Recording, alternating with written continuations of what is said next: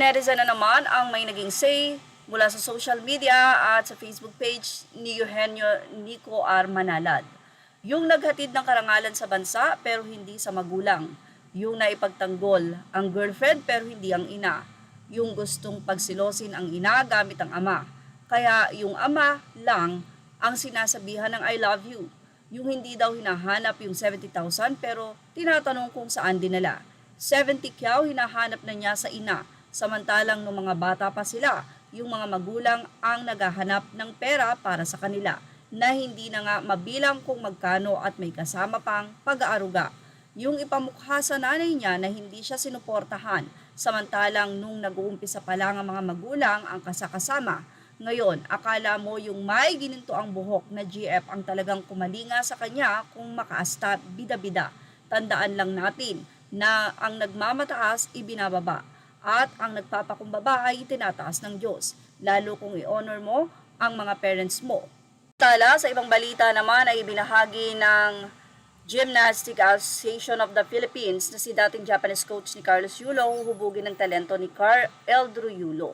Narito po ang balita. Dating Japanese coach ni Carlos Yulo na si Monihiro Kugimiya sasanayin si Carl Eldro Yulo na maging susunod na gold medalist. Kinumpirma ito ng Gymnastic Association of the Philippines or GAP na si Coach Monihiro Kugimiya ang magsasanay kay Carl Eldro Yulo. Ayon kay GAP President Cynthia Carrion ay nasa pagsasanay na si Eldro sa ilalim ni Coach Mone. Matatandaan na marami ang naniniwalang makakaya ni Eldro na magkaroon din ng gintong medalya, lalo na't mas daring umano ito pagdating sa kanyang mga galawan sa gymnastic, kaysa sa kanyang kuya. Samantala ilang mga netizen naman ang nagbigay ng advice kay Eldro. Port, go, no girlfriend first, focus on gymnastic and be nice to family. Don't think of money, just go do it, God is good. Ang isang netizen, God will bless you and be successful. Our Lord and Savior Jesus Christ loves who honor their parents. Be humble for what achievement you receive by the grace of our Lord. Praying is also the key in your relationship to our Lord and Savior Jesus Christ and to your parents and siblings. God grant your desire to win. God bless you.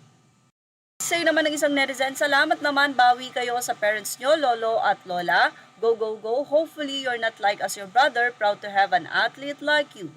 At mapagmahal sa pamilya palaban, mahalin mo, magulang mo, nakita mo na ang nangyari sa kuya mo, sana mapulutan mo ito ng aral at maging magpakumbaba always. Remember, ano man ang mangyari sa future mo, laging tandaan ang tagumpay mo ay tagumpay din ng magulang mo.